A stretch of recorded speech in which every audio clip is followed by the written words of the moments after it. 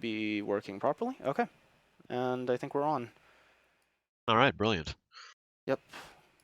We'll be live in like 4.5 minutes. So. Have you notified them which team they are, or does that not matter? That should be in Discord. Would you be able to notify them of that? Section. The pairings, I believe.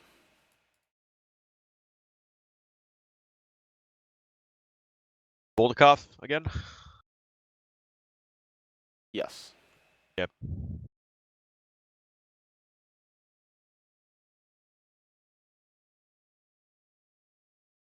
Wait, it should be SA actually. It's SA. Sorry, my bad. I thought we were doing RGF.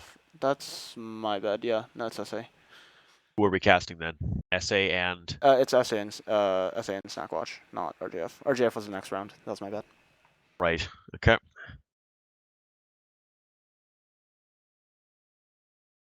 SA is team 1 then. Okay.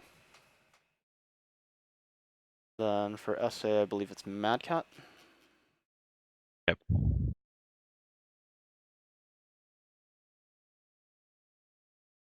Running Snacc Watch right now? Seneschal, I believe, is listed as team captain. Yep.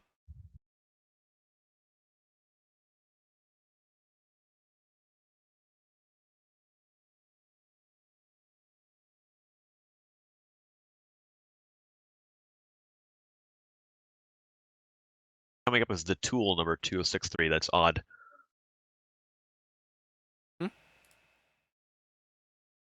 Well, when I try and do at madcat3050, he comes up as an odd name. That's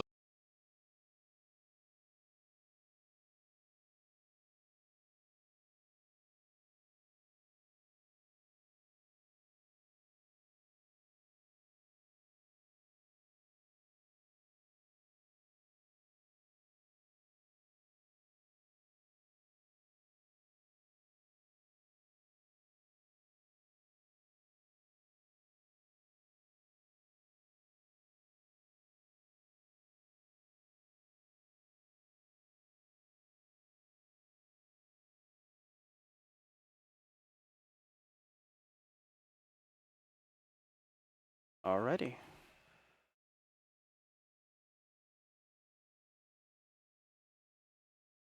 Be good to go.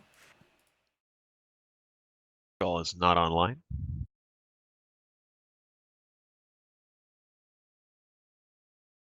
Not showing as online.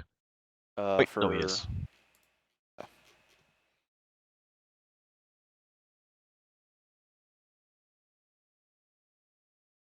Right, everyone. So, welcome What's to Saturday for day 2 of the Summer Grand Prix. Again, we're continuing with the 6v6, best of 3. First 2 drops are domination, third one is conquest. Right now, we're just getting the teams into the lobby, after which point they will have 5 minutes to ready up, and will drop immediately after that.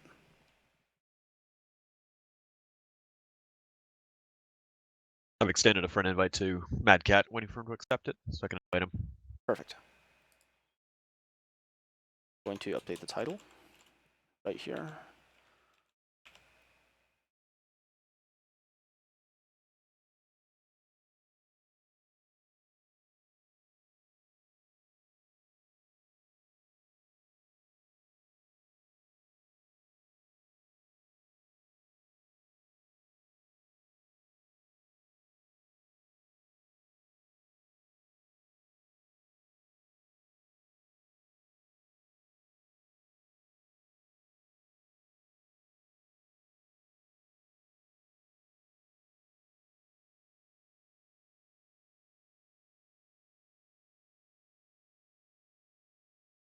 So while we're waiting for the teams to hop in, from yesterday, did you see anything you were rather interested in? Any particular mech choices that were interesting to you? I still find it interesting that a lot of teams prefer certain assault mechs that aren't normally what I would normally piloting, not because bad choices, but just a predilection towards things like the Annihilator. Quite effective at long range, providing it can get to tee off. Yeah. I've always found that pretty threatening if you leave one of those alone. I think we saw several matches yesterday where you really find out just how painful those can be. Other than that, I think we've seen a lot of things that we're kind of expecting to be back in the meta Okay. again. Now that ISC has ended and we're back to using clan mechs, there's been a real reemergence of clan technology, just Yeah. overwhelmingly what people are bringing in their decks. I think for one of those, we're seeing a lot more of the fast brawl as a possibility, linebackers in particular. Granted, we had a lot of medium pulse pushes, crabs, Uziels, the like in ISC, but with the Clan XL, it's a bit of more safer option, I feel. Absolutely. I don't think clan brawl is really where it's at these days, but it's interesting to try and do it. Indeed. Still waiting on trying to get Mad Cat 3050. Yep, no worries. They've got time.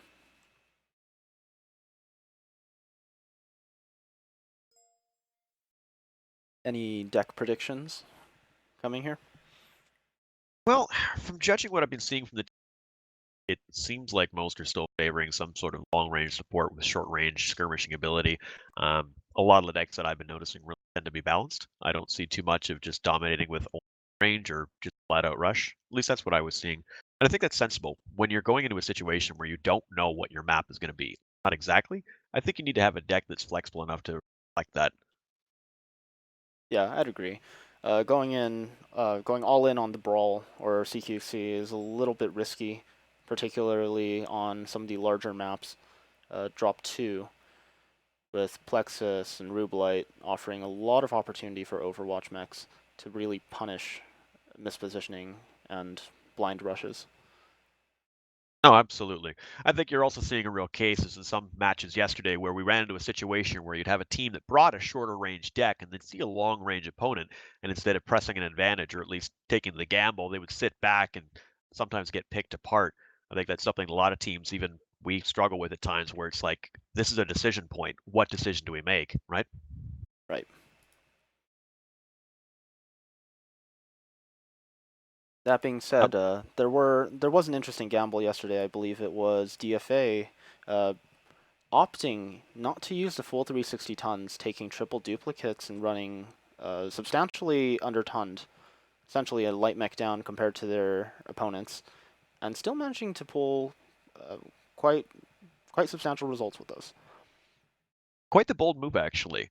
They clearly have a strong interest in maintaining, I guess, to say, some sort of deck parity. Well,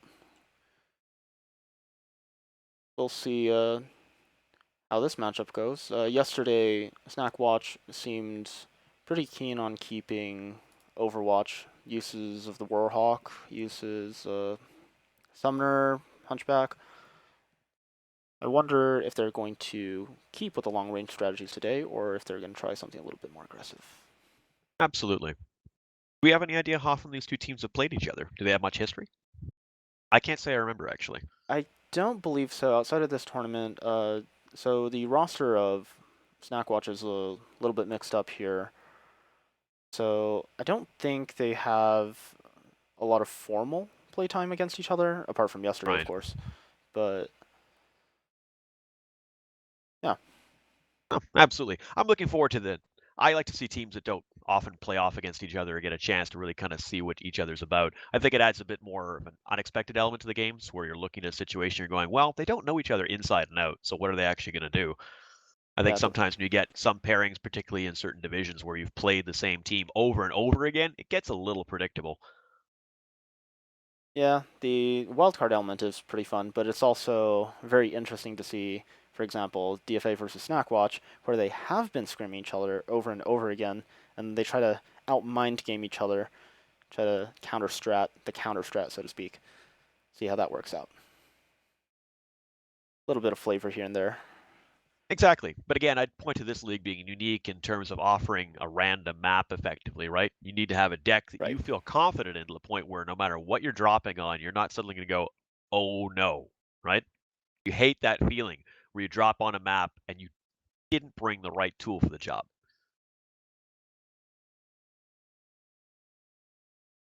That, or you just kind of have to go ham, stick with what you got. Full brawl versus Overwatch, charge in. For glory and honor and all that fun stuff. Absolutely. If we see any charging for glory, I'll be very excited by that. Indeed. That'll be quite amusing. Okay. We've got Smoke Adders joining us today right here. They are Team 1. Snacc Watch is Team 2. We're just waiting on them to hop into the lobby. And for anyone just tuning in now, welcome to the second day of the Summer Grand Prix. We are in the Saturday group stage. This is a 6v6 tournament. Best of 3. First 2 drops are Conquest, and the last is Domination. In the event of a tiebreaker, further drops will also continue to be Domination. I always find Domination quite interesting in a smaller format. I think the first time a tournament ran this format was the tournament hosted by Imperial back in 2017, Star League. And it was really quite a change from MRBC and your typical Conquest setup where cap control is just so paramount in so many situations. With Domination, there's, I find sometimes, somewhat less movement, and you're really all about controlling just that one sector. But how do you control it, right? How broad do you go? How tight do you go, right? Yeah, I also feel it depends on the map. With the larger ones, you do have the opportunity for cap stratting, and so you can play the keep away game. So necessarily there is more movement, but at the same time, there can also just not be as much action because people are just running around trying to chase each other, try to stay on caps. With Domination, again, depending on the map, you can have you do necessarily have a stronger emphasis on central point control, but you can leverage the terrain, for instance, on Plexus and Tabletop, to try and either bait people in, try to take a stronger position to overwatch a circle, and maybe bully a light mech or two that may be responsible for maintaining circle control. And so there's this careful balance you have to make when contemplating whether to all in and just wrest control of the point from the other team, or to play it slow and steady and try to whittle them down. Those are good observations, Matt. You're quite correct. I think it comes down to Domination really requiring, if anything, more observation and really looking at what's going on in one area. With the cap game and Conquest, you're often playing a game of mathematics. You add up the points, and can we realistically do this here? Yes, no, maybe, yes, no. With Domination, it's either you own that territory or you don't, right? And how do you handle that situation? I think it's a little bit more on edge. Yeah.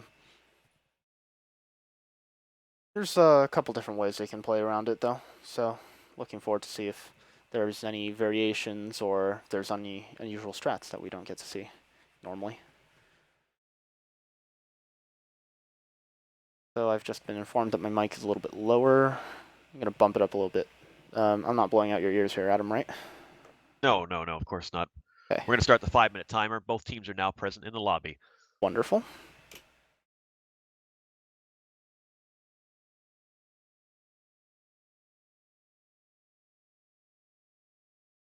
We're being called out for our lack of snazzy pictures.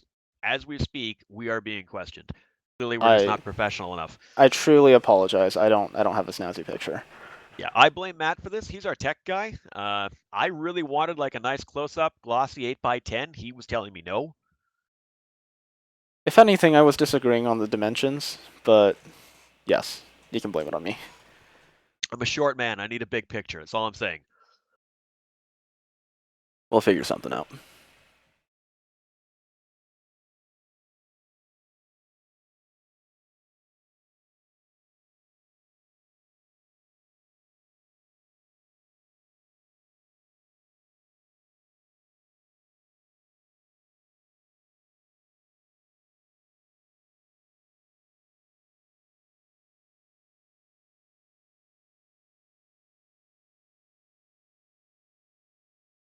So we're still waiting on the teams to ready up. I'd like to They talk a currently little. have 3.5 minutes still.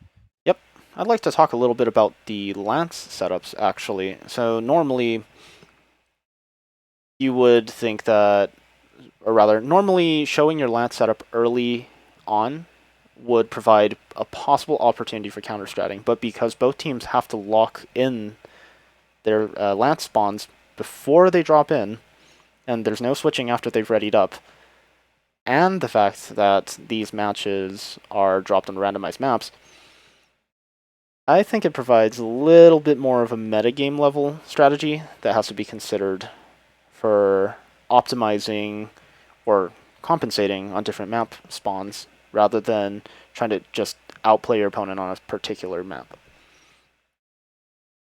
That makes sense. That's a good observation. I do think this is a unique format. It's not something we've seen before. I'm kind of curious to ask the teams actually what they think of the unpredictability of having to basically roll the dice on what map are they suddenly going to appear on. I wonder if some teams feel they're better suited to that kind of off the cuff gameplay, or if some really feel like they need to script their play and they don't like going off that script, right? Think about somebody who loves doing improv acting versus someone who's really like a theater person, right? Very Yeah, different. indeed. So the teams still have 2 minutes. However, both are ready. I'm going to be checking their mechs. Go for it. Got Team 1 here, SA, with the full 360 tons. Oh, wait. They have not. Wait, I don't believe that Snackwatch has announced that they're ready, so they still have time. Yep. But Yeah, there's they're 2 minutes still to shifting get ready. around. Yep, perfect. Alrighty. That's both of them locked in.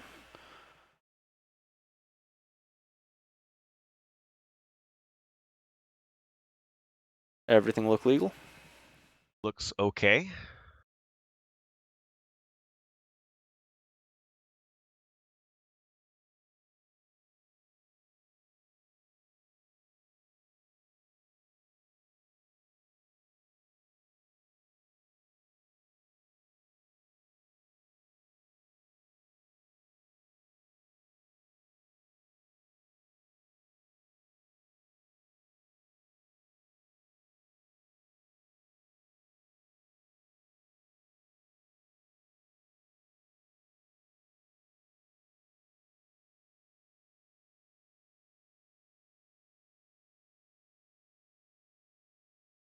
Everything look good downstairs for Snackwatch?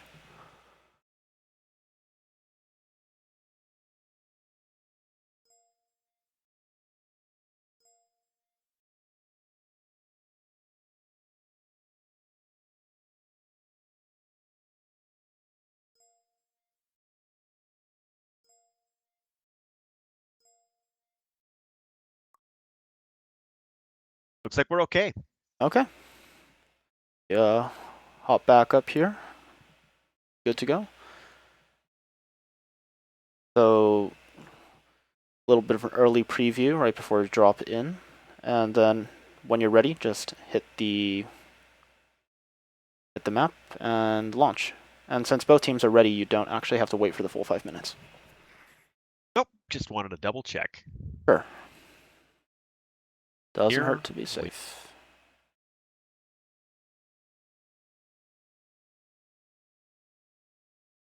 And off we go. Mining Collective, a perennial favorite, featured in pretty much every recent tournament. I think there's a lot of dynamic play for this. You've got a lot of little ways you can go underneath things, right? All those trenches you can use, tunnels. Fantastic, great ways to get around the map and sneak up on people as needed. I also like the elevation. Gives you a real lot of flexibility in how you play the map. But of course, the tight confines mean that you can also favor brawl. I think there's a lot of flexibility in this map. I want to see what the teams are going to do. Indeed. Lots of verticality to play with, so if you've got jump jet capable mechs, that gives you advantages in certain parts, and also gives you stronger theta control. That being said, there are open areas and chokeways that you can use to either brawl or continue to do Overwatch. So that will be interesting to see how this plays out. Given that you took a glance at their decks earlier, any thoughts? Well, I think both teams are taking mechs that they are associated with, if you know what I mean. They're playing true to form, as I know the teams myself, having played both of them many times over the years, or playing with those pilots. That being said, how would you, I guess, stereotype or iconify these teams? I think you're seeing a combination of established meta mechs from both teams with a few different variants thrown in. One team is taking advantage of the fact that you can use hero mech, for example, which is a nice feature of this tournament and often not legal in other ones. Yep, The here other we side, have Midge with the Sleipnir and Fearing with yeah, Madcat 2B. exactly. That Sleipnir can be really brutal, both as either a Daka or a Gauss mech. Seems to be 4 Ultra 5s. Oh, and over here, we've got Snackwatch moving up towards Theta. Brawl Rush, it seems. 2 linebackers, a Crab, Vulcan, 2 Stormcrows. Would you mind getting me the builds on those? Oh no, McRaw and his Piranha here about to walk into all 6 of them. He needs to get out of there. That is not a good place for him to be. Snackwatch showing no fear here. Classic rush straight up. They're going in. Stormcrows McRaw's back in the day diving into their backside, but they're turning back on him. Black Templar Raptors out there in front alone. Morticia getting singled out. Oh, they're going for a tunnel chase here. Snackwatch is splitting up. They have 4 mechs chasing basically 1 light. And However, McRaw 2 of their goes guys have down. now caught in the open.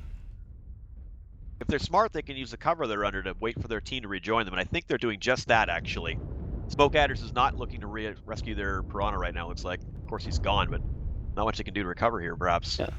Komichiwa's a little bit out of position, I feel, here. He's out in the middle. They're surrounding him slowly. He has to lose the high ground and rotate down towards his team. They have a little bit of overwatch from the Vapor Eagle and the Mad Cat, but the sight lines are a little cramped here. Midge and the Cyclops trying to pull range of that 4AC5 mech, but right now I think he needs to be sticking his head out and trying to share a little bit of that armor. Black Templar Raptors leading the way in his linebacker, pushing it down. Looks like he's Seneschal's just been taken out. He's legged? Oh dear. Yeah. This might be a little bit of a stall. The Cyclops here is backing out, trying to take shots at Morticia, but she's just pushing right in. IQ's following up. Oh, they got the Cyclops. Pretty smooth movement here. Chortles and the Vulcan kind of waiting in the back instead of engaging. I think he's going to be able to... Does he not notice the Mad Cat right up here? Mad Cat's real beat. I think Chortles missed that Mad Cat. Hopefully he doesn't get punished for it. Quite possible the Mad Cat was actually sticked, but now it's just Kevster and the Vapor Eagle up there. Oh no. Chortles takes it down. Now Mad Cat alone in his commando. Sandwiched between the Crab and the linebacker. This is not going to end well. No, that was a pretty good push. I don't think that SA was really ready to respond when they lost their Piranha that quickly. They seemed to stall and then do a combination of both pulling back and sitting in the same place. Fully understandably, but 2 of the members of Snackwatch were out in the open behind minimal cover. Good play from Snackwatch. Indeed. Well executed push. Ran straight in. I liked the lack of hesitation. They had a plan, they saw their opportunity, and they went for it.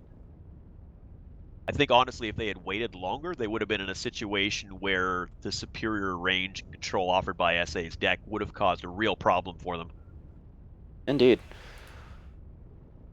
And looking at the damage spread, Kevster and the Vapor Eagle, ATMs, no surprise there. Linebacker, damage spread was fairly even all over for Snackwatch. Quite impressive. Yeah, nice team effort there. Quite impressive. Definitely you can see the number advantage.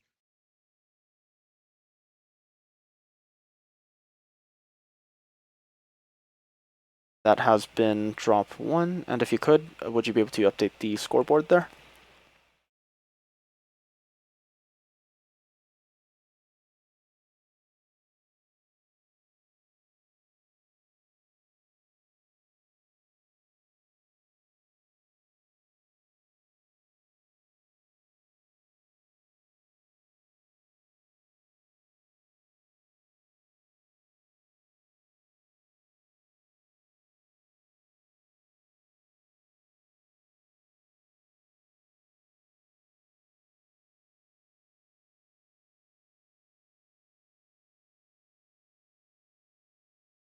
Well done.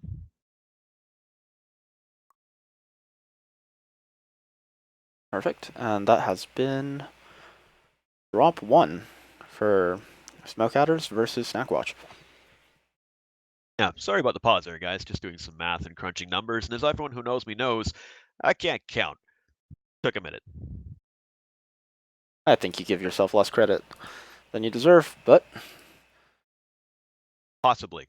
But if I pretend I can't count, I can get someone else to do it for me. This tip brought to you by How to Make Friends.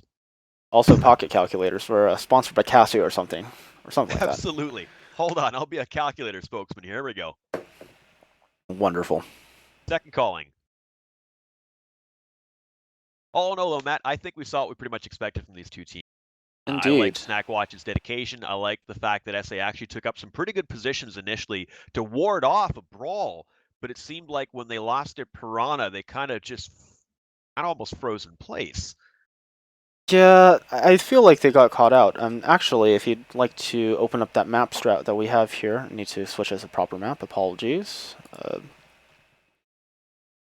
And I think the site is actually freezing. Oh, there we go. Here we go. We had Snackwatch just moving in straight with with a hard push, going right across here. Unfortunately, Macrawl, I believe it was caught right next to Theta. He was not in the greatest positions, and he was not expecting it when they turned the corner and immediately deleted him right there. It looked like SA was attempting to set up some sort of Overwatch in this sort of configuration with an arc, look towards center, maybe get control. But given how delayed all of their movement seemed to be and how quickly Macrawl encountered the enemy and went down, it was likely that they hadn't anticipated such an aggressive straight push from that direction, and losing him early on was probably just symptomatic of lack of preparation for that side coming in. Oh, exactly, Matt. You said it really well. That hesitation. I think they were not prepared. And Snackwatch, again, to their credit, I mean, I hope we were all wearing a whole set of No Fear t-shirts because those guys just hit the W key and they kept going. And they did a really good job. They sent enough guys in to finish off the Piranha. And the two that they sent out towards the tanks in the middle there, they didn't rush in and do anything crazy. They took safe cover. They waited for their team to rejoin them, and then they continued the push. The problem for SA was not being able to capitalize on those two overextended Snackwatch players until, well, it was too late. By which point in time, they were down one of their lights, which meant the lack of rear harassment from a light fast mech was noticeable, and then Snackwatch could continue their advance. I think after that first guy went down, like I think I called it, I was pretty sure it was going to kind of go in that direction. SA had a good setup, but you know what? Snackwatch's aggression carried the battle. Indeed. Losing that machine gun Piranha, which you would usually consider a late game mech, was definitely not helpful. No, absolutely. Its ability to be a finisher, a harasser, to come around through the back when mechs are pushing and they're really focused on what's in front of them, and then suddenly the next thing you know is your back's open and you're dead. I mean, speaking as a guy who plays an assault mech, and yes, you guys for chat, usually in the back, that's the one thing I'm always afraid of. Who's behind me, right? Is this something I got to worry about? Is someone focusing on me? And you're trying to do your job of shooting whatever's in front of you. That's a real stressor, right? So they lost that guy early on. I mean, I guess the real question is, who's behind the behinder? That gives me nightmares at night, Matt. I'm gonna need therapy myself. Well, you are unfortunately the only one qualified here, I think, to actually perform such treatment. So I That is true. apologize. That is true. I'll set up my own therapy and provide psychology services. I'll let you know Wonderful. what it's like later. Sounds good. I expect a full written report. All right. So right now, as we're sitting here, we're at a 2-minute warning time, counting down. Teams are still sort of sorting things out. I'm wondering if anybody now is going, maybe we need to change our decks. The team's kind of tossing people around, tossing mechs around. I'm wondering if this is still all according to plan, or do you think after one match not going the way you want, would you suddenly change things? How would you deal with it, Matt? It depends on how reactionary of a team you're thinking. If people on the roster are fairly flexible and they're willing to spice it up, maybe mind game the enemy a little bit, I don't see why they wouldn't change it up. Also, keep in mind, this is drop 2. We're on to the larger maps now. Grimplexus, Rubelite, the likes. We could be seeing them maintain their Overwatch heavy, their mid to long range focus mechs more. It might do better against brawl pushes in this way. Again, it is still domination, so it depends on how they want to set up and which map they get. I think we want to take a look at the tonnages before really seeing what these teams are going to be doing. That said, even if they did change it, it'd be hard to say if it was extra mind game on top or they just had a different plan for this set anyways.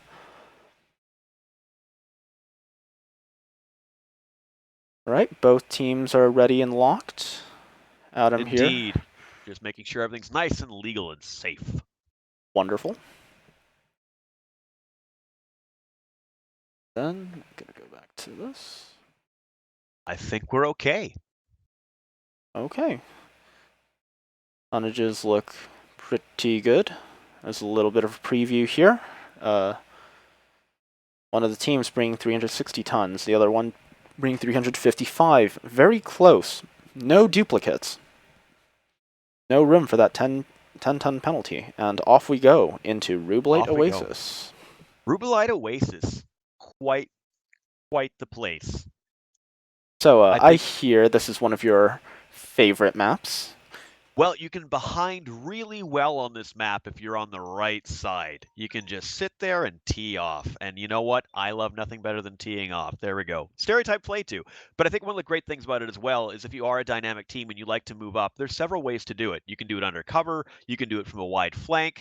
There's lots of opportunities here to actually get into the engagement range that you want. If you're a confident team, you can dictate where you want to be and you can control the enemy. I think the real fallback or the real fallout or problem of this map, in my opinion, is the fact that teams often aren't aggressive enough to take the positions they really want.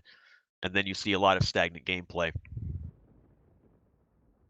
Well, I don't think they'll be able to get away with too much with that on Domination. And Conquest, certainly, that can lead to an easy timeout, but I feel it's much more likely to just trip on the ledge or something, fall in, and oh, there starts a brawl. Absolutely. And the position, of course, of the domination circle in this game is just absolutely exposed. That's the real word for it, exposed. There is not too many places that you can put a mech and park it and just have it control that section for your team without someone being able to shoot it. So if you can't see the guy that's capping or holding, you can probably guess where he's at. I think it does encourage a bit closer range gameplay in the domination format. Well, here on Snackwatch's side, we've got a Summoner, Warhawk, Hunchback, 2CA, the Vapor Eagle, most likely ATMs, Nightjeer, likely dual Gauss and lasers of some variety, Chortles and his Piranha moving up, attempt to get circle control. He's been beaten out by Smoke Adders by 2 seconds. Madcat in the Javelin just got hit by a PPC. Got McRaw and Huntsman, Judas and the Vapor Eagle. Yin Warhawk Yang taking and that Summoner. long-range sniping position. SA returning the favor, though, with their own PPCs. Both teams have brought some long-range control, whereas one team brought the typical Warhawk. Another one's actually brought a Marauder 2C. Not something you see on Overwatch very often. Also got that Sun Spider.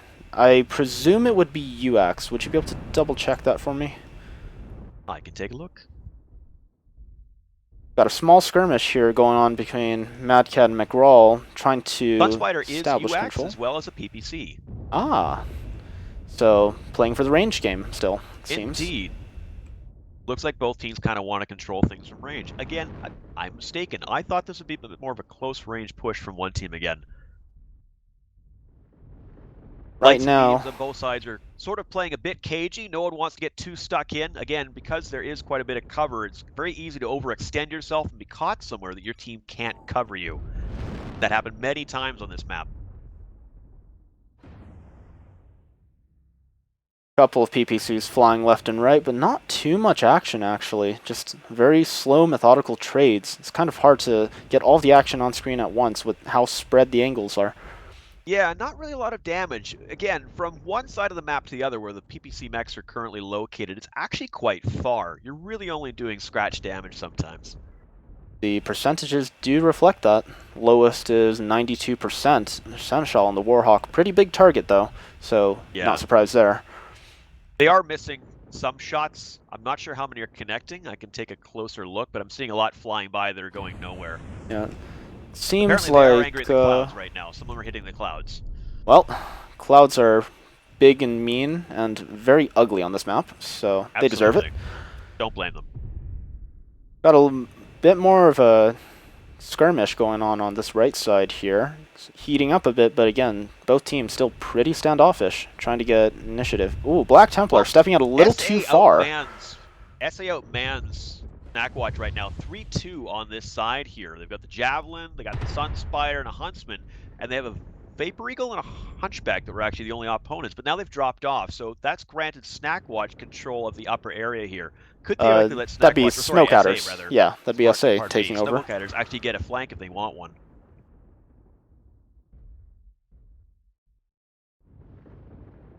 does look on both sides that SA's, while split pretty evenly on both sides, they've managed to take in control. They've taken control of the high ground, forcing Snackwatch down into the lower ground and just on that back ridge there. Snackwatch is, yeah, definitely sort of withdrawing into one area, and I do believe the SA has a nice overlapping field of fire on each other. One side got pushed, which it doesn't look like it's, have Snackwatch trying to do, but if it happened, they can cover each other right now. They can easily see each other, they can communicate well, they're not too far apart. It looks like Vapor Eagle for SA, pardon me, for Snackwatch is taking quite a hit, actually. It's sitting at 70%. He's taken a lot of damage. The percentages favor SA quite heavily right now. It's not too late to turn things around, but the more they get whittled and the more they back out of these back out into those corners, they're not going to have much angles to work with. Race trades are definitely favoring Smoke Adder right now. Getting a lot more shots on the backside. Seneschal and that Warhawk getting down to low 70s. Black Templar Raptors, Vapor Eagle. Both really getting punished here. I'm not sure that the lighter and more mobile mechs for Snackwatch are currently able to apply much pressure, so those guys for SA are just able to tee off. Turtles here seeming to look for something to do here. He can't find anything. There's no good angles. All of SA are actually still 400 or 500 meters behind from his current location. They have a singular turret trading spot in the very back, but... Interesting move here coming up on the far side from the Summoner and the Night Gear and the range of Snackwatch. They're trying to get up and kind of move aggressively. Are they trying to get across, or are they trying to drop down? Two just dropped down. Two are still staying higher. It's getting shot at. Yeah, Seneschal's getting punished. That strike. Ooh, dear. Oh no. Well, they made an open move across. He's halves now. No cover. And yeah, that Warhawk is in serious trouble. The Summoner's not much far behind him. A good quick push. Up, there goes one. He blew himself up.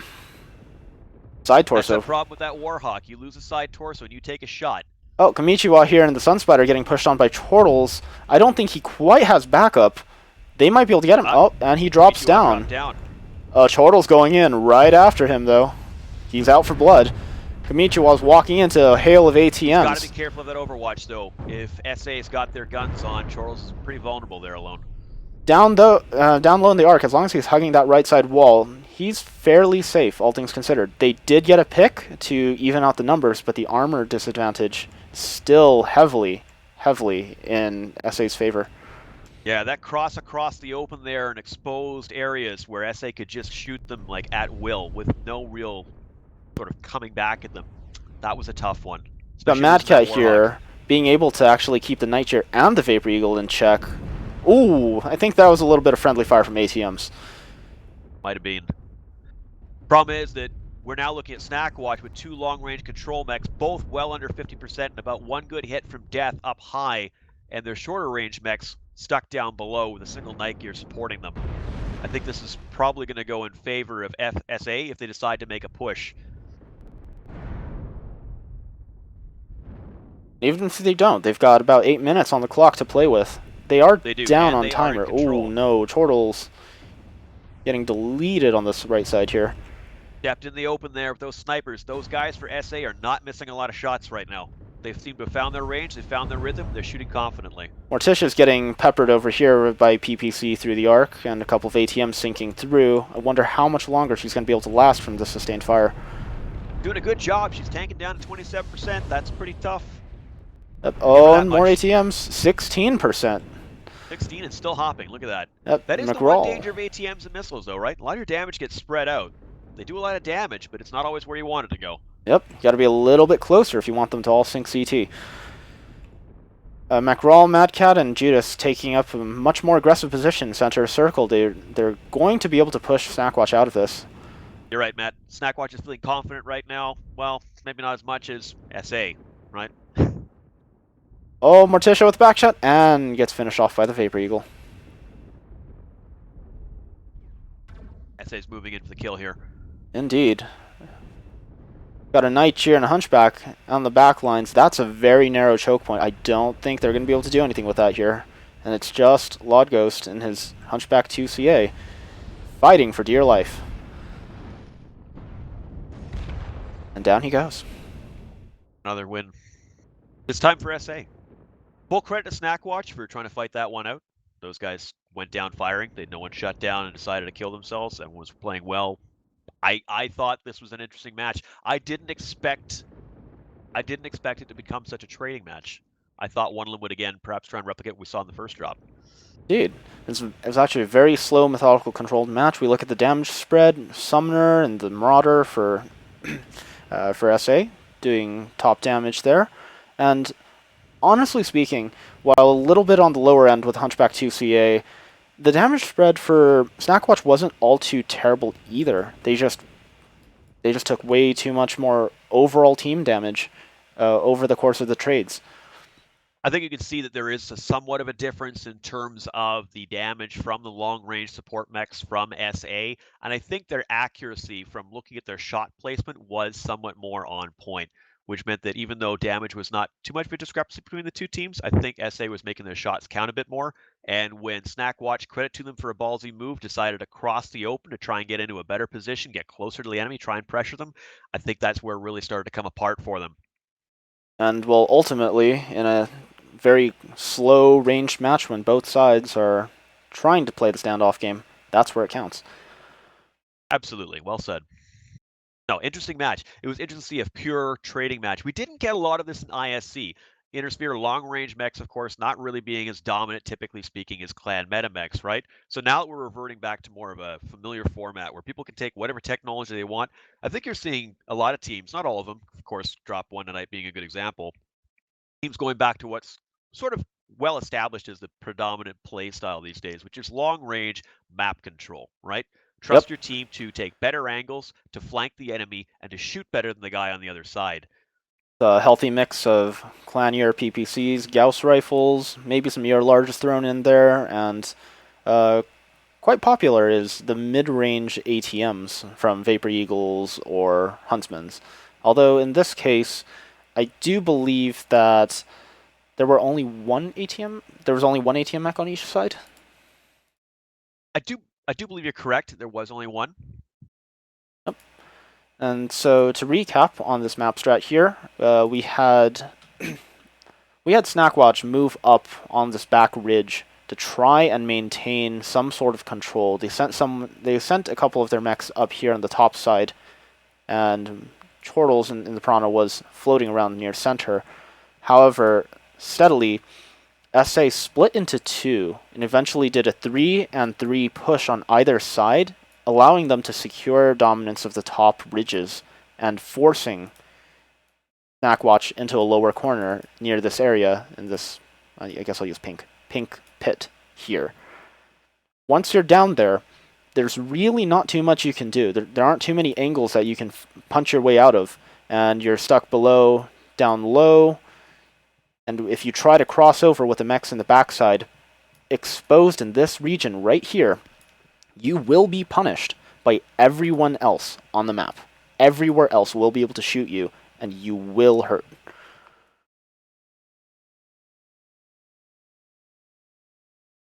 From there on, it was just slow war of attrition.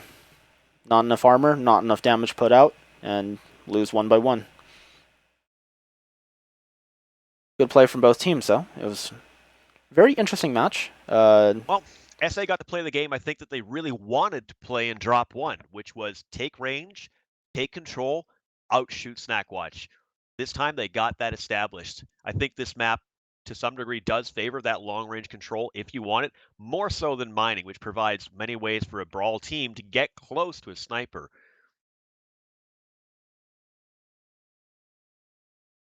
Well, that being said, what do you think would have happened had Snacc Watch taken a brawl team into this match? How do you think that would have played out? Well, we've seen some teams actually effectively play Brawl on this. There's been a number of instances where that was used, even in the recent More 8, the Marshall Olympiad, where teams would take a very aggressive deck and press the W key and try and use as much cover as possible to get up there. I think it comes down to confidence. I think that's really what you're looking at. If you're confident enough to take a Brawl deck and you press that W key and you keep holding it and you keep screaming and pretending you're Rambo, I think it's possible. But I do believe that certain maps do favor that more. And I think it is hard, given the exposure on this map and the relatively speaking limited angles of attack compared to mining for a brawl team, it's a real gamble.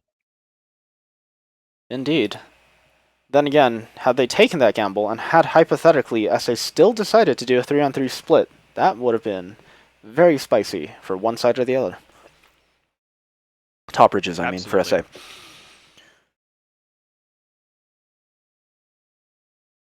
All right, here we are on drop 3. This is actually quite fun. It's still 1-1. We get to move on to the third drop. Not a 2-0 decision, so. Well, we are moving on to Conquest next, so we're changing format here, right? Yep. Maps are a little bit on the smaller side, but still possible to do something with long range if you really, really wanted to.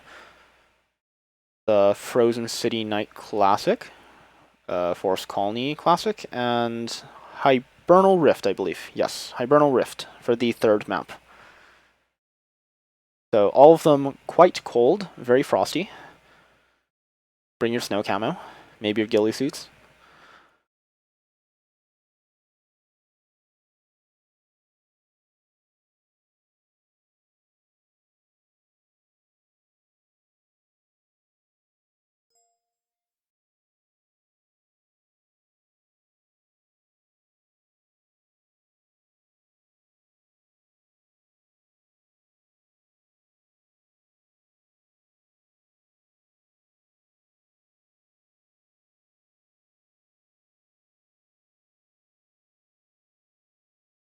Alrighty, so.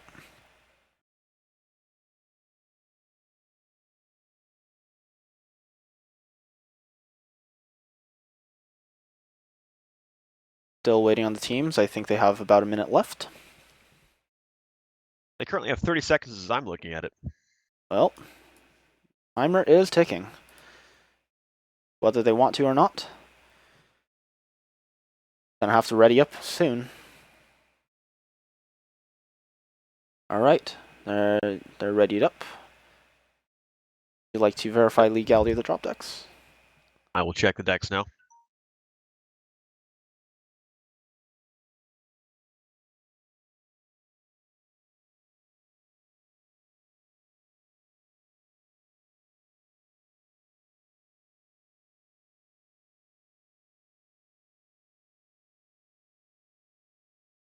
Both teams are indeed locked. One of the teams, 360 tons. The other, 350. Possible duplicate for one of the teams. Possibly.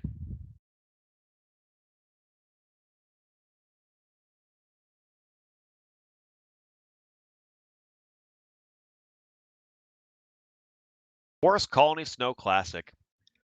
I don't know, Matt. It feels like we're going back in time here. 2013, back at MRBC.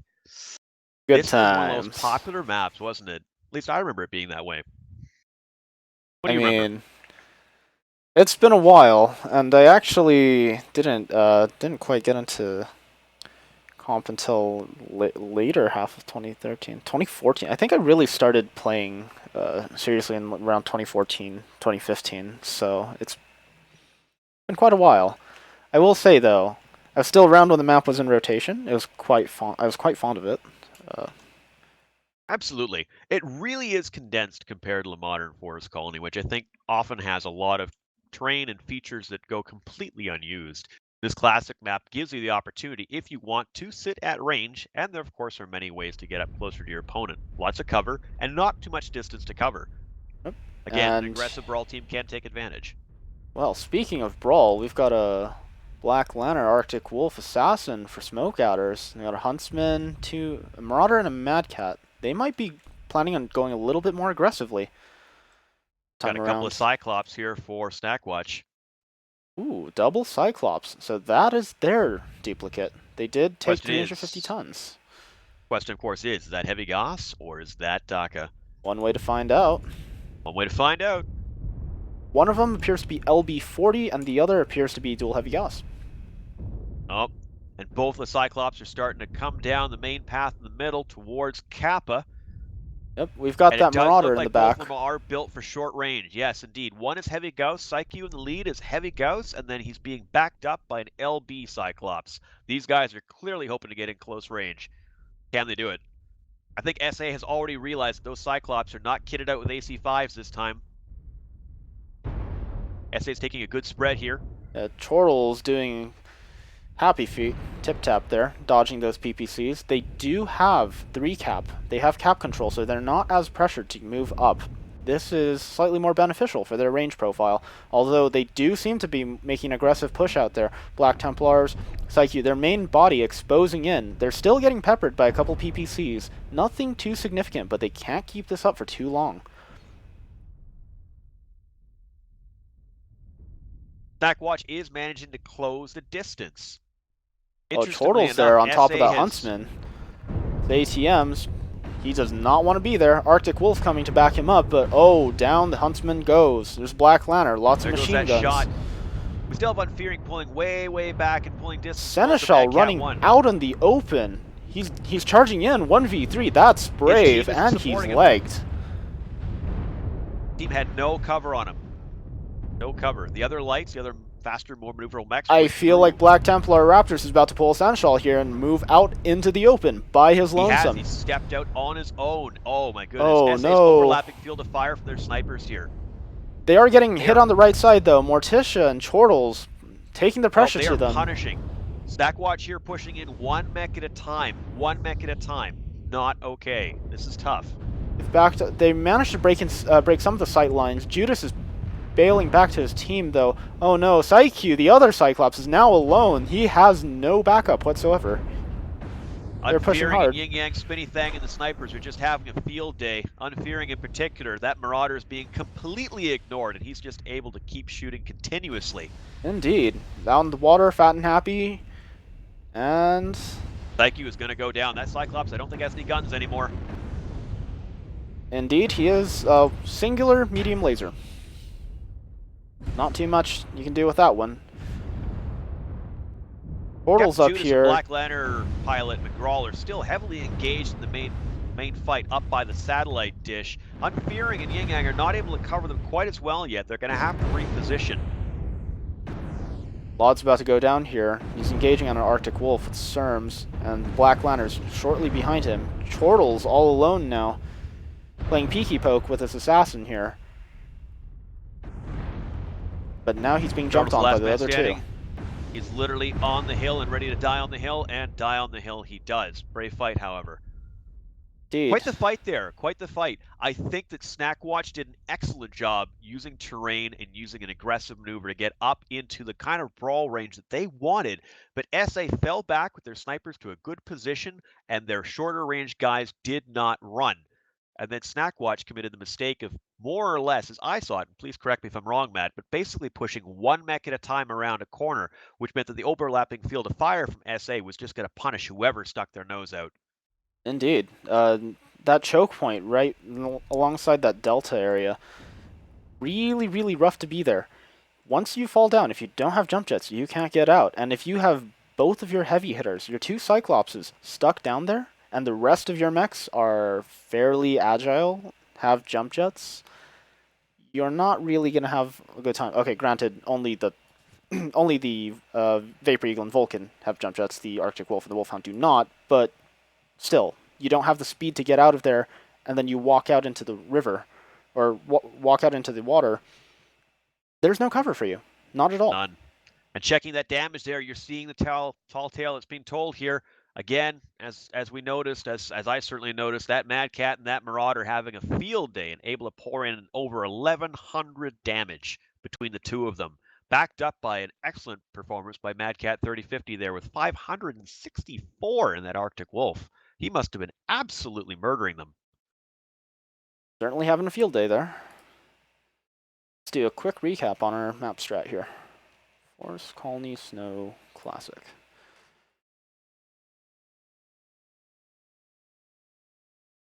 So essentially what we had was Snackwatch taking a very aggressive maneuver. They initially actually secured okay, my bad. wrong color. They secured Kappa, Theta, and Gamma. Also, minor gripe here. I abhor how Theta is not in the center of the map, and it's Kappa. Okay, gripe's over. They did secure a 3 cap and made a slow movement over to try and push around wide. However, they did get hung up on this rectangle here near the river. SA, on the other hand, was attempting to take out a wider position. They started a wide opener, but they didn't move in aggressively. There was a couple skirmishes over Kappa, but nothing major. And it was only once Snackwatch decided to push in that damage disparity went from mild annoyance, a couple PPC shots hitting your Sleipnir or whatnot, to absolutely crippling, especially because they decided to walk out one by one right along this corner. That was Exactly. very, very dangerous. Exactly. When SA was unable to get significant damage on those Cyclops or other mechs closing in, I thought that Snackwatch perhaps had the advantage. They'd managed to maneuver themselves close enough to a fundamentally longer range team that they eventually would have put themselves in a position where they wanted to be, where that Heavy Gauss and that LBX would have really dominated. They still did a decent job, but that one push at a time.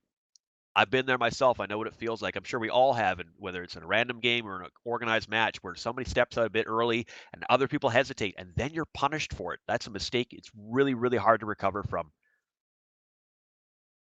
Indeed. And, well, once you're down even 2 mechs, given how high of DPS they did have. It wasn't just that they were all PPC mechs. They did actually have a lot of close range bruisers to deal with it. Once you're down 1 mech, your DPS advantage evaporates, and even then it's an uphill climb just to try and beat them, even if you can get into your optimal range. Absolutely. And the lack of ability for Snackwatch to harass, particularly the Mad Cat and the Marauder 2C, who had the ability to fire with absolute impunity from ideal optimal range. This was only going to go one way once Snackwatch pushed out individually. Brave try again. A solid effort. That match took longer than I've seen some brawls go. I'm sure we've all seen ones that have ended faster, so good try on that one. But again, I think it was probably fixed from the moment they stepped out. Certainly does seem that way indeed. Alrighty, then that does conclude this set. We are going to prepare and move on to the next one, I believe. Absolutely.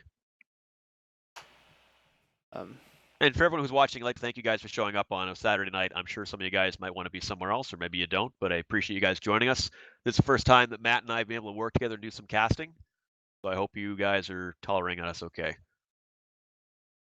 Yep, thanks for bearing with my very rough shot casting. It's been a while, so appreciate people staying tuned in and listening to our back and forth griping every now and then. Absolutely. I'm trying to sound interesting. It's really hard right now. I'm tired. More coffee.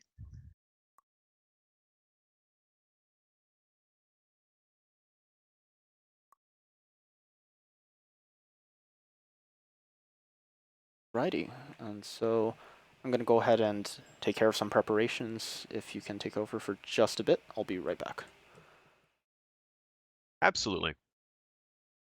So I'd love to hear from chat what they think about this tournament format. If you guys have any input, we're always looking for structure and suggestions, of course, in the comp scene. I think one of the things that was something we've talked about within the unit for a while is we saw a lot of the same tournaments over and over, MRBC over and over. Great format, popular format. We just wanted to try and introduce something this time that was unique, something new. 6v6 has been popular for a lot of teams that can't always field a lot of pilots, and a lot of creativity and effort went into this league from several different people who deserve a lot of praise and thanks for that. I think it's important to try and provide opportunities for the community to get involved in as many ways as possible and make things as accessible as possible so we have the opportunity for lots of people to join in. I think that's really the main point that we were trying to drive home with this tournament. So full credit to the guys that put this together, and I'm happy just to be here to watch some good mech warrior. I hope you guys are enjoying it.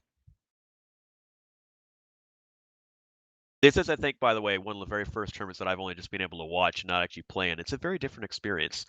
I'd ask you guys to think about yourself. What's it like to be a spectator as opposed to actually playing the game? Do you feel that you have a different perspective?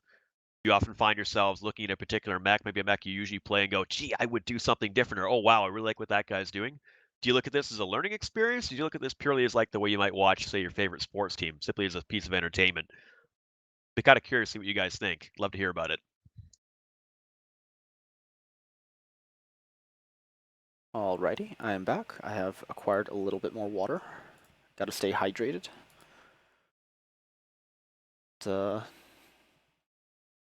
Think we can begin the next set. Absolutely. Who's up then next? We're going to be getting? Verifying that right now. Yeah, brilliant. I was talking to chat and asked him to talk to me. Of course, stream delays ruin everything. That's okay. You just have to have clairvoyance and then be able to see 5 minutes into the future. Easy. My degree is in psychology, not telepathy or kinesiology. Or wait, no, kinesiology is physical education. You What's the can one transfer where you? credits for that, right? Surely. Probably, no doubt, no doubt. Okay. Taking a look at that one.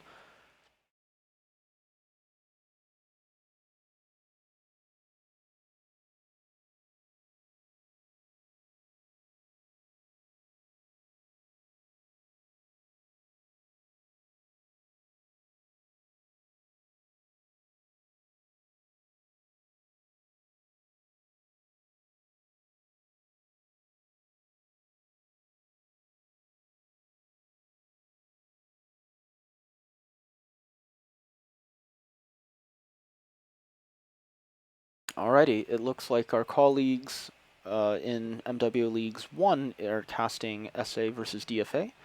So that means we are casting RJF versus WKL. All right.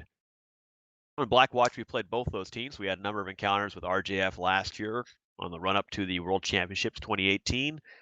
And WKL, we've played several times as well recently. I know both teams. I'm happy to see both of them here.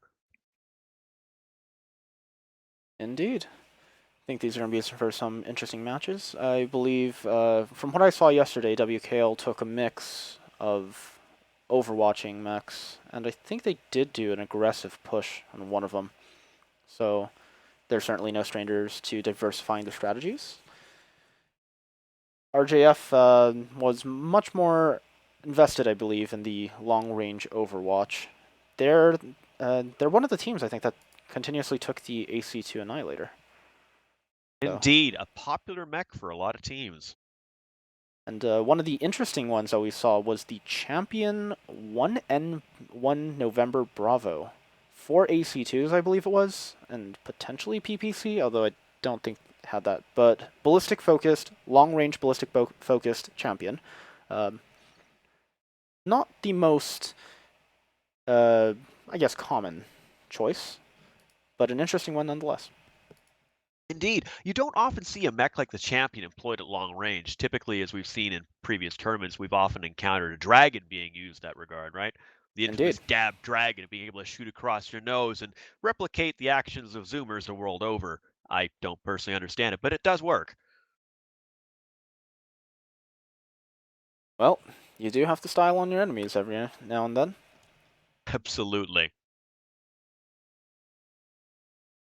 All right, we're inviting the teams here. WKL is in. Perfect. And then we just need to get RJF in there. Allow me to update the title cards here.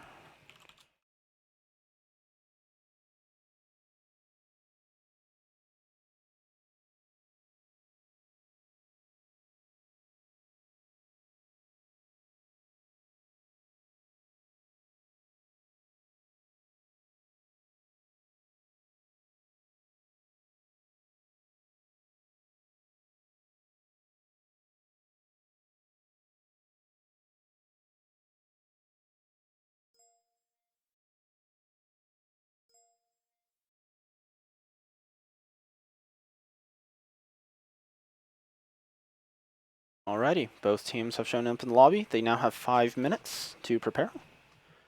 Ah, and I guessed the name right. Excellent. My attempt to spell Russian phonetically worked. Congratulations to me. See, I can spell. Can't count. I can spell. As I do not think my clap will come off very clearly through the mic. Golf clap. Insert a golf clap here. Something like that. You pick your battles, my friend. You pick your battles. That I And need these to guys have just get a picked their battle, soundboard. and here we are, right? Indeed.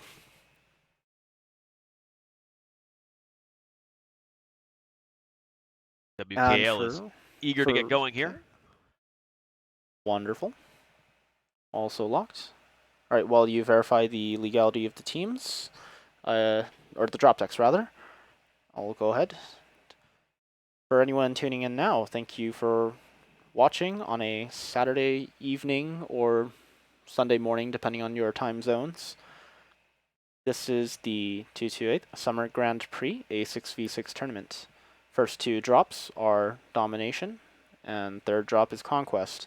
Maps are randomized from a pool of 3, and so are the teams, Team 1, Team 2. Teams do not get to see which map they're dropping on up until they're about to launch. Indeed. Sort of a twist on the format we've been seeing where everyone tends to usually prepare their deck and their strategy for a given map. This is the map we have. This is the deck we have. Here are some ways we're going to play it. Now you don't know what's going on until the last minute. Wonderful for chronic procrastinators like yours truly. Absolutely. And I think it adds a little bit of life to the game, a little bit of something unexpected. I think it makes it more interesting for spectators. And again, guys, I'd invite you to comment on this. What do you think? Please share it with us. Feel free to DM me later or DM somebody else who's helping to facilitate this tournament, or just let us know in chat. I'd love to see what you guys actually think about this. Personally, I find it exciting. I think I need to update the title for the channel as well. Apologies.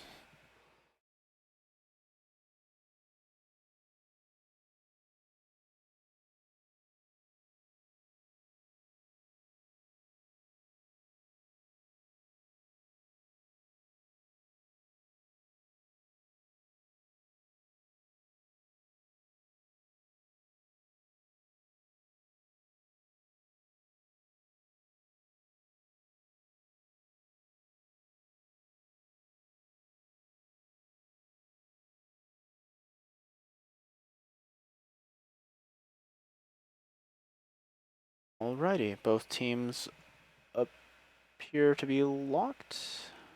Yes, both teams are locked. Indeed. Both teams are locked. Everything looks safe and legal. And we are heading to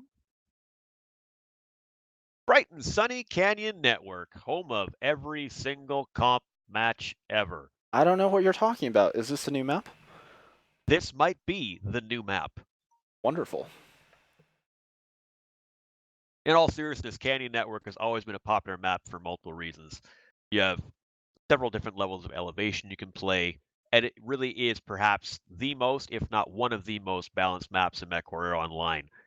Visibility is good, no fog, no odd things interfering with your vision. So it really allows people who are good shots to shine.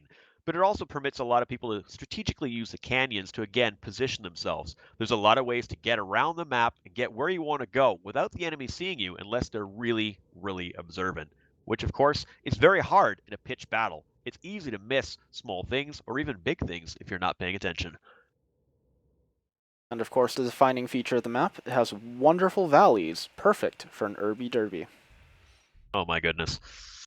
Well, if you look over towards the area that's often called Trash Pile, you will see some dump trucks. I would expect to find urban mechs there normally, but I don't see any. Well, that's their native habitat. And here we do have WKL bringing in a Vulcan, Nightjeer, Blood Asp, and an Urban Mech.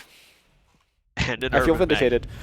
Oh, I feel Cyclone that you are Jack and the vindicated. Vulcan taking early pot shot against the Vapor Eagle. Volkov moving up aggressively. I think they've realized that they don't have anyone moving up towards Epsi's side, pushing along that line. Desert2 and his Summoner taking trades. Overall, Yep. Pretty small typical setup skirmishes. from WKL in terms of setting up on that popular ridge there. But RGF effectively has a nice concave. If you're looking, they have people on Com Tower. They have one mech looking around Theta, mostly an assassin for control. And they also have guys moving into long-range control positions up towards the alpha point. Yeah. That Annihilator coming into play any moment now, and I'm not sure they're ready for it. Oof. Pelmashek's moving up. That's right. Giving him a There's that taste of that Annihilator. WKL strung out in a line Yep. across this ridge. I don't think they were prepared for it. There's a lot I of don't think so skirmishes going either. off. Slave Labor, Terminator, and Mark IV pushing around, dancing with these lights here. It's a 3-on-3, but they do have a couple of DACA support shots from the backside. Slave Labor taking out Yondu and K9. They seem to have won this fight. We have Cyclone Jack and the Vulcan way out near Theta, away from his team. He can't move back to help them in time, I don't think. Out by Epsilon corner, the Blood Asp and the Night Gear for WKL are in seriously bad condition right now. 49% for the Blood Asp, 67 for the Night Gear. Volkanov is moving straight up here. No fear at all. Right on that corner, being well supported by a Summoner and the Annihilator, which is just driving forward. They've got their mediums in the back wrecking havoc. Slave Labor goes down. Cyclone Jack showing up with a vengeance. Pelmashek moving up in the Annihilator. He's relatively unharassed right now. He's safe to move up. This Nightjar, Windscape about to go down.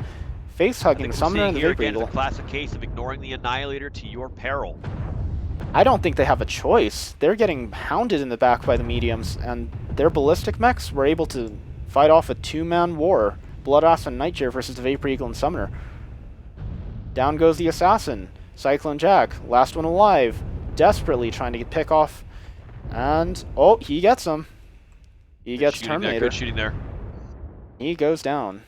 Full credit to WKL for taking a high-up, aggressive position. But fundamentally, they were subject to a concave from early on, and then RJF just closed the noose. They drove forward with their long-range mechs, while their shorter-range mechs dove across the canyon and started splitting up WKL's team. A good fight and a strong fight, and once again, a case of an Annihilator able to just simply lay down the trigger. Let's see what the damage looks like.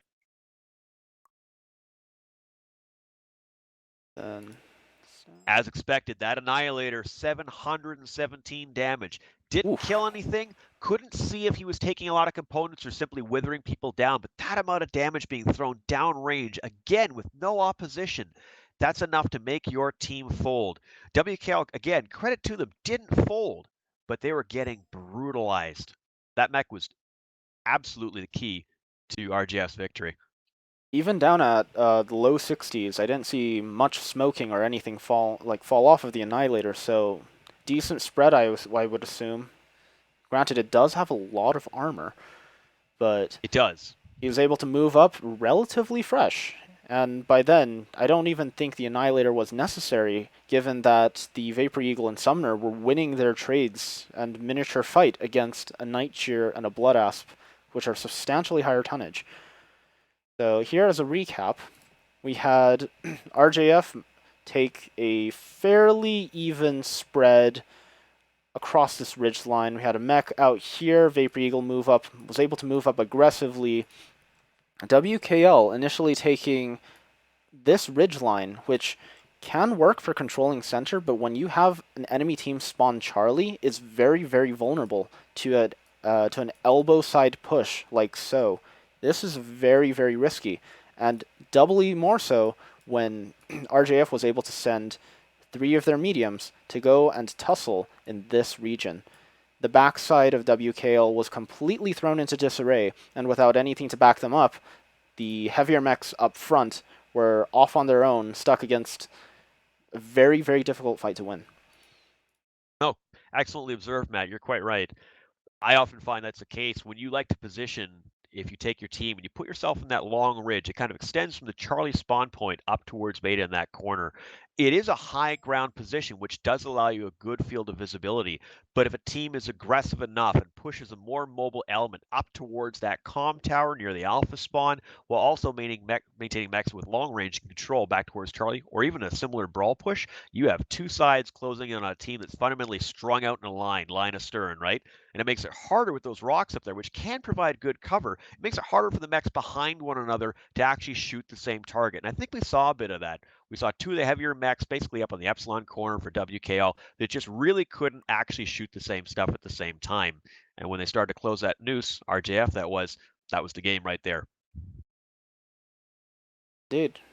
Though, good fight by both sides. It was a tussle back and forth, and the light fight was actually very interesting. I think actually this has been one of the more complex matches that we've seen tonight, with multiple fights breaking out all over the map.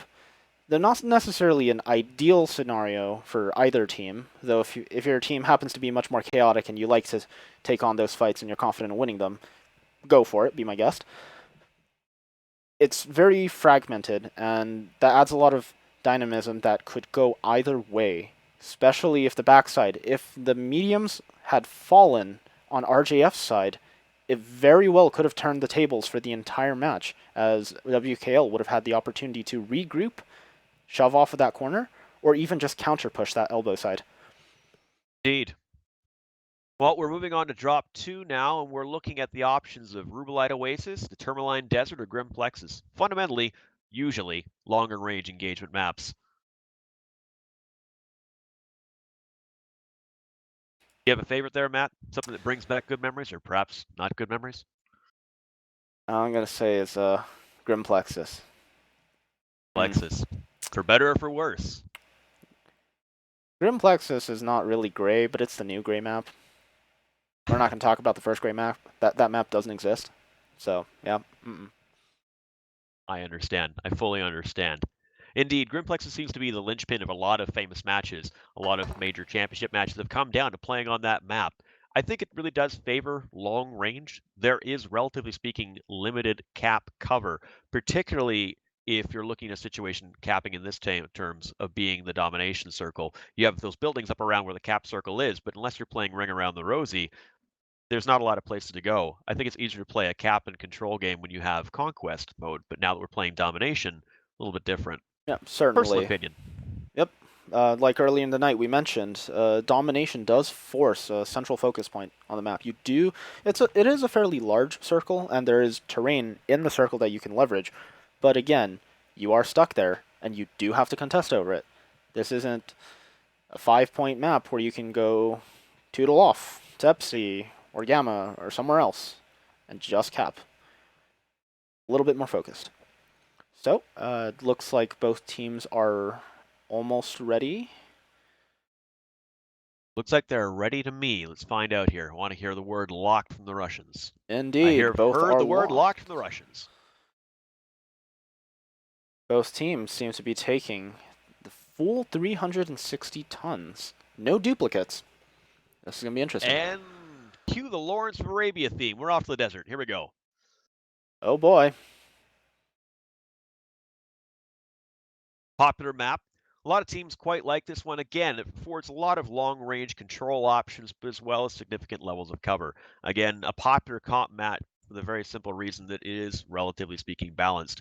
Although you often notice that the far flanks off towards the alpha and beta nodes on both sides of the map don't always get dominated as much as they could in other game modes. I find that Conquest tends to make people move around more, whereas on Domination, you find parts of the map that never get touched. True. On domination, the outer fringes of the maps are debatably, and this is my opinion, irrelevant. There's no real map. You can get map control in them, certainly, but for what reason? You can't leverage it too much. Exactly. And the range is so much that if you wanted to push yourself out on one of those far flanks, say towards one of the alpha spawns, you really are in a situation where you can't cover enough of the map, or you get picked off by a fast-moving mech. We've seen that happen before. I think if RGF brings another Annihilator or mechs like that again, they're going to have to be careful to make sure he doesn't get picked off by an aggressive move from WKL.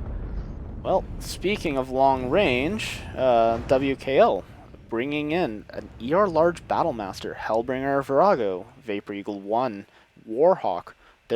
I think they're planning to go for the standoff. What does RJF's deck look like over here? Looking like a very similar deck to last time. They've got that champion again, which I think is that long-range champion build that we've seen them use before. 4 AC2s. We've got Pelmashek and his Annihilator up high on Alpha side Ridge. Desertu with a Summoner Prime over here taking pot shots and PPCs. There's a little bit of skirmishing going on near bottom of Stargate towards the center circle, but no massive damage being thrown around. Although Windscape, I think, took a really bad hit early on in that flea, 74%. Big blast there. I gotta admit, just an observation, I've never seen this champion build by Volkodov in the NA meta, at least not previously. Interesting use of the champion. Normally we see it as Brawler. Indeed. It's got decent armor quirk, so plus 10 on the front, giving it about 60-some 60 some armor, 64 I think, 65. Yeah. Let's throw that one at the crowd. Look at your pardon me, your chat comments later. What do you Yeah. guys think? Dragon versus Champion for long range Daka. Opinions? Personally, Dab Dragon has more style of wins. Fair enough. That's just my opinion, though. Other than that, Flea, WKL still looking pretty healthy. Same going for Russian Jade Falcon. Okay. Mind you, you can sneeze on a Flea and the armor falls off, so it doesn't say much. Yep, we've got the Wolfhound and the Vulcan 5T playing guard here up on top of the ridge, although no one from WKL seems to be moving up that much further other than the Flea, Windscape, down there, hiding in the corner. He's trying to Maintaining keep cap hold of that control for circle. them. Yep. That's right. They have a nice sort of height echelon going on here. Oh WKL, no, they've got but the they are Wolfhound very going for grouped him. up. He's got to leave right now. They're not going to be able... WKL has to act now because they're not going to be able to maintain circle control this way. The Flea's getting chased down by a light and a medium. Though they WKL might is be faster than these healing. guys. If he's Yes, smart, they he can get are. out of there. That's a smart decision right there. I wouldn't continue to chase, given that they're all clumped up back there. Wouldn't be good to go. And as I say that, Mark IV seems to be teasing me in Death Valley there. I think Mark IV is playing the smart game right now. He was just scouting around the corner to see if anybody was pushing a long-range mech out there. He's looking for a pick. And again, that caution there I had about, looking for a long-range mech that's isolated. You take him down, the match swings your way. Yep, RJF 3 seconds from a cap win. Windscape carrying the position right there. He has to stay put. and Cyclone Jack and the Vapor Eagle. Awkward down, spot. These are not good lines for these mechs. You don't want them to be there. There's no distance. And the Annihilator's pushing up. I don't think that they're going to be able to hold that position against it. That said, he's being punished very hard. Windscape on the side taking a bit of a peek, but all of the PPCs hammering Palmashek, who's open CT. He might go down if he peeks out again. They might be able to control it there. If you put a ruler on the map right now, you could almost draw a line through all of the players that are playing at range on both teams. They're almost all line astern one to the other. I'm sure it's going to shift, and it's starting to shift now already, but they were almost all just lined up. Windscape gets that pick. Oh, yeah. He's circling around that champion right there. I think he's legged. Yep, he got legged, and he's about to go down. We've got RJF's light pack and the wolf pack in the back here handling these mechs. The Virago does not have the DPS to deal with this. There goes the Virago. Exactly. That's what they're looking for. Yitka and the Huntsman, singular PPCs. He has to help out Cyclone here, but not too much DPS with those dual PPC builds.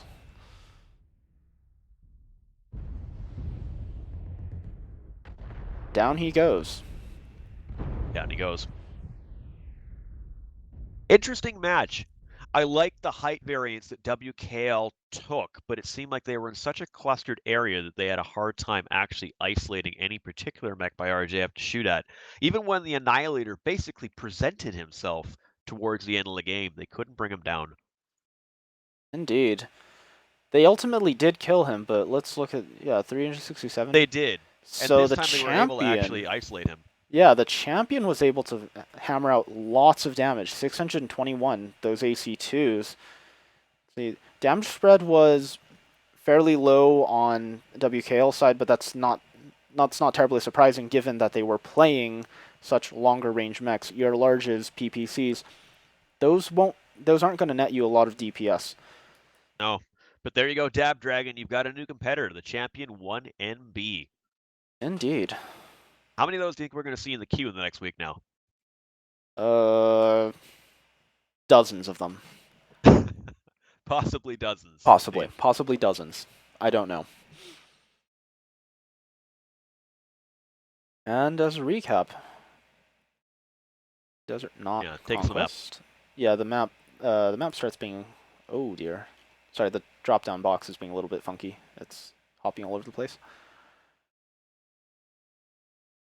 There we go. Wait, excuse me? You're excused? It just changed to Frozen City, even though I clicked Tourmaline Desert. I'm confused. Okay. Anyways, back on track. Map tool brought to you by... Who's our sponsor, Matt? Quick, think of a clever sponsor that's completely unrelated, not actually a sponsor. All right, oh yes, I know who to make fun of next. Texas Instruments. There we go. Making the TI-82 for what, 30 years? Hi, Texas Instruments, we're still relevant. There you go.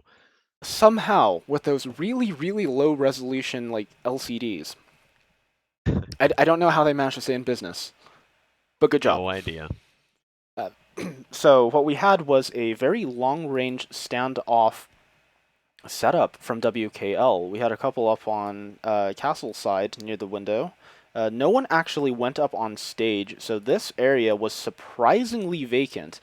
We had RJF set up on Alpha with the Champion and the Annihilator, which I think is very, very interesting because that's a very punishable early position for those two mechs. Granted, they have very high DPS, but it's still AC2s we're talking about with the right combination of 2 or 3 PPC mechs, or not even 2, just 1 or 2 PPC mechs.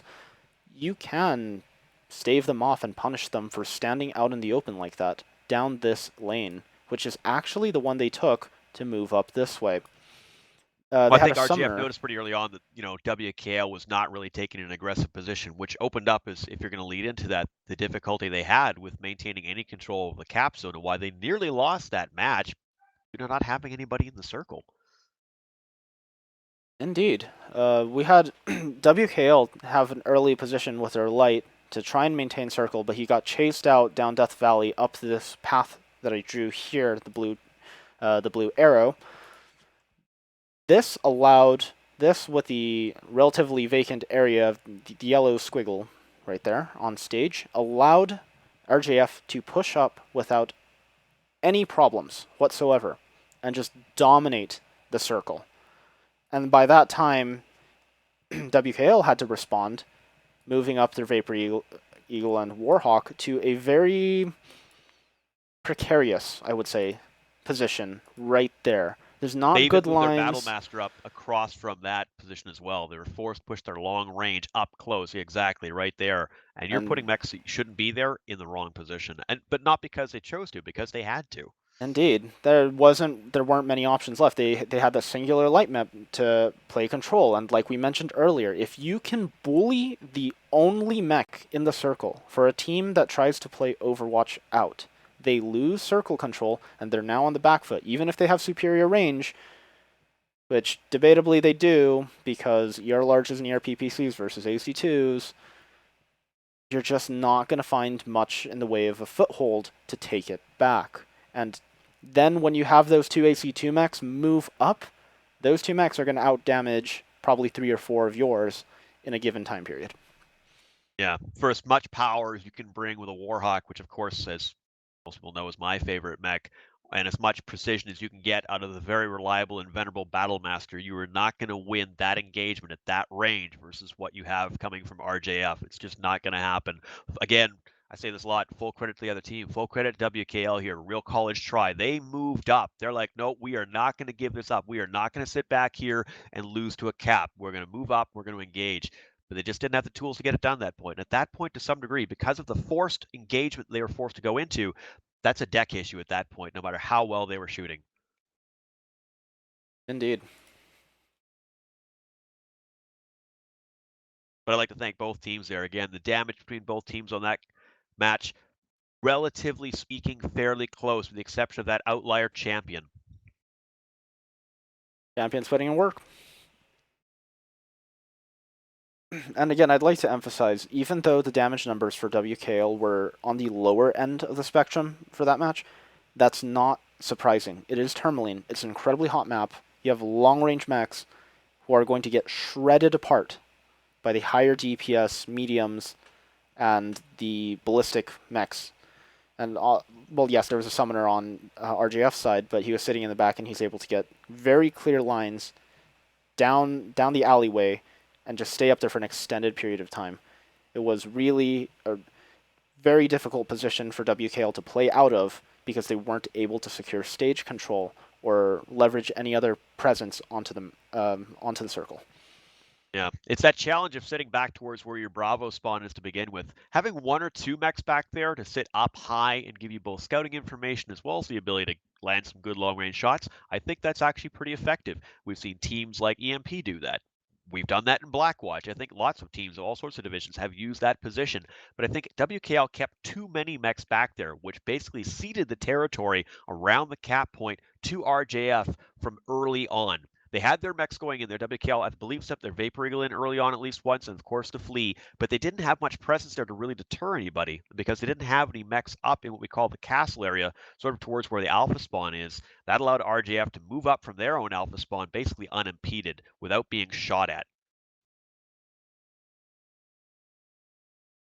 Alrighty. How are we looking, Matt? Contacting the head judge right now, and the other judges. We're just verifying a couple more things.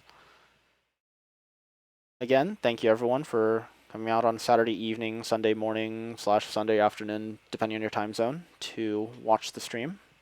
Appreciate it. Yeah, I really appreciate it, guys. This is a nice opportunity for Matt and I to actually not have to stress and pull our hair out and worry about drop decks and actually playing in the game. It's nice to be able to sit here and just talk to you guys. So I do hope you're enjoying this. And if you have any feedback for us on the tournament format, the casting, anything at all, please just drop us a DM. Any feedback is greatly appreciated. First time Matt and I have actually been able to do this. I've been playing this game since this came out, and I've never actually bothered to cast it. So this is a nice experience. And I don't know about Matt. Have you done this a lot before? Not a lot. Like the last time I did this was like MRBC. Oh dear, I don't even remember. It was like season 4, 5. I don't remember. I was mostly in the back end too. I don't think I did the casting. I was helping people set up the stream. If anyone remembers, Rage and Banana used to cast. So I helped him out with that one, but I wasn't a major part of it. This would be, I guess, my first major cast, my first official cast. Well, fantastic. Really appreciate the effort you're putting in. I'd like to thank all the volunteers for joining us this weekend, all the casters, people who work to make this possible, as well as the teams yourselves. Thank you guys for being here. It's nice to play this game. The gameplay is still quite unique out there when you compare it to other games that are available, so it's nice to try and put something together where everyone can get together and actually enjoy it. Yep.